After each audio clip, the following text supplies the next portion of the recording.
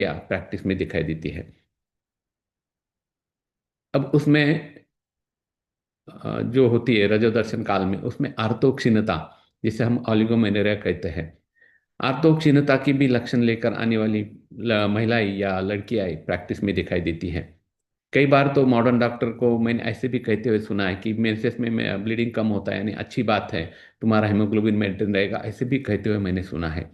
लेकिन आर्तव ये अपान वायु का काम होता है, आर्तव ये मल भाग होता है, उसका निस्सार होना कितना जरूरी होता है ये सिर्फ आयुर्वेद ही जानता है। अल्पार्तव यदि है, आर्तव यदि है, तो यदि हेतु का यदि हम देखें, तो फास्ट फूड आधुनिक जीवन शैली और स्ट्रेसफुल जीवन शैली है उसका मेन कारण होता है। चिकित्सा के हेतु से इसके दो विभाग हम कर सकते हैं। एक धातु क्षयजन्य कृश दुर्बल लड़की, और दूसरा मार्गवरोधजन्य स्थूल मेदयुक्त लड़की। दूसरी भाषा में अपतर्पणत्व और संतर्पणत्व, ऐसे दो प्रकार इसमें होते हैं।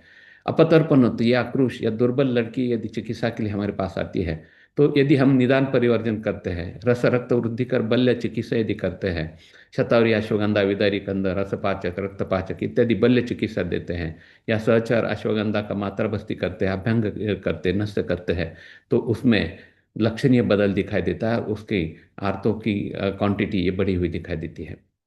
यदि मार्गावरोधजन्य संतर्पणोत्तर या अल्पार्तव की केस है, तो ऐसी स्थूल लड़की में यदि हम निदान परिवर्जन करते हैं और लेखन और कर्षण चिकित्सा यदि करते हैं, शोधन बस्ती नस्य वमन कर्म यदि करते हैं, तो उसमें तुरंत बदलाव नजर आता है और आर्तव क्षीणता का प्रमाण ये बढ़ते हुए नजर आता है।